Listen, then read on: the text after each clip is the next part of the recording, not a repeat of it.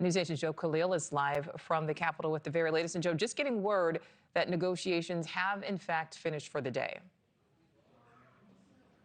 Yeah, the foreign minister from Oman, who was sort of mediating these talks, came out and said they are done for the day. We are waiting to see if we can independently verify what both sides are saying and whether they felt like any progress was made. What we can tell you is that sources that we've talked to, this really is seen right now as sort of the last chance for a diplomatic negotiation, some kind of diplomatic solution to Iran's nuclear weapon program, and that if there is no agreement reached today, it very well may mean that the only recourse President Trump would consider would be the military option. Now, President Trump has said over and over that he prefers a diplomatic agreement with the Iranians, but if one is not on the table, then the military option is there. And that also, in the context of this, is the largest military buildup that the United States has in terms of its assets in the Middle East since the height of the Iraq War. I just spoke moments ago exclusively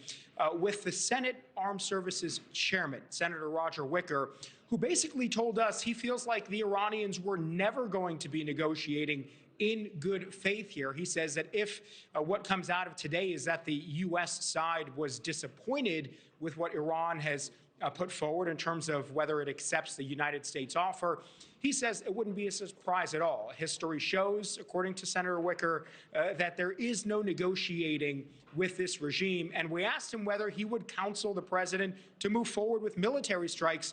What he told us is that people at the highest levels of this discussion are making some very difficult decisions, but ones that will benefit the world. That is from, again, the top senator, the chairman of the Armed Services Committee. We talked to several others as well over the last couple of days, especially after President Trump's State of the Union address, where he said essentially that he does still prefer diplomacy, but that he needs the Iranian side to fully commit to giving up its nuclear ambitions entirely. Take a listen to what we heard from Senator James Langford, a Republican, and Congressman Vindman, a Democrat, and then we'll pick it up here on the other side.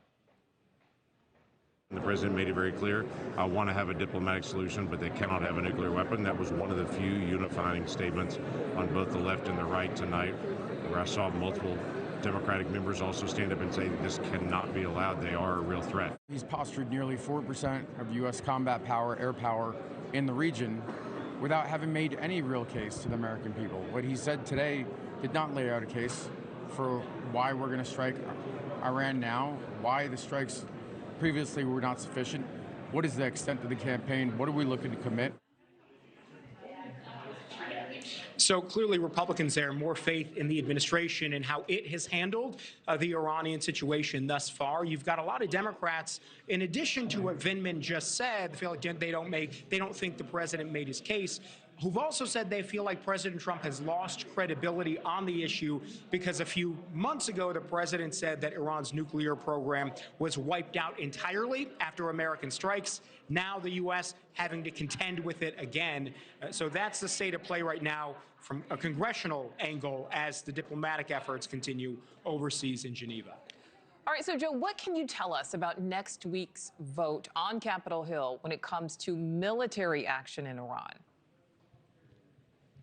So there's going to be now in the House a war powers resolution vote. This is essentially a vote that Democrats are forcing through procedural means.